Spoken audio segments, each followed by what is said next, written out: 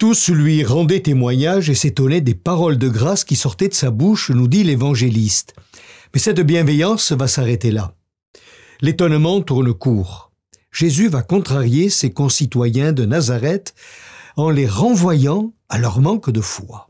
« Fais des signes, ici, toi, le fils de Joseph, le charpentier. » Nous le savons, la parole de Dieu est tranchante comme le glaive acéré. Les paroles de l'Évangile sont rudes parfois.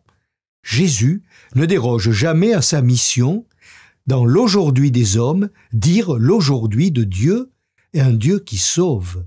Il est venu pour les pécheurs, le pauvre, le petit, le captif, le cabossé, ce qu'annonce Isaïe. Est-ce l'image du Messie de Dieu? Jésus ne faillira pas. Il ira jusqu'à la croix. Témoignage de fidélité au Père jusqu'au bout.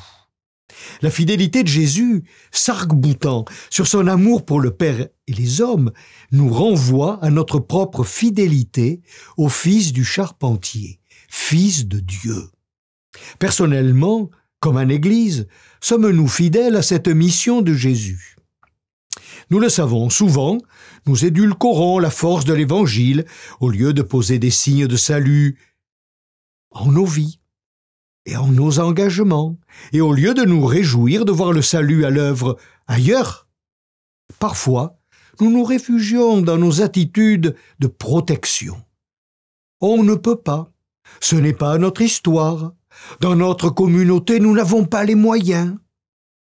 Accueillir Jésus au pays de notre vie, c'est nous convertir à sa présence, qui nous met dans la grâce de Dieu, qui nous fait acteurs du salut de Dieu, en nos vies pour nous et pour les autres.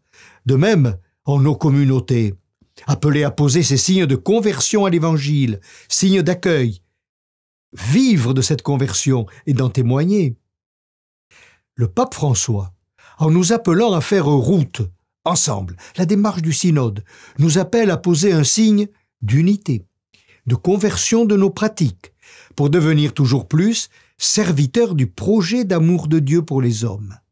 Une Église toujours plus signe du salut de Dieu dans la vérité et l'amour.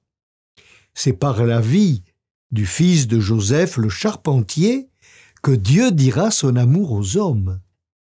Bon dimanche à toutes et à tous.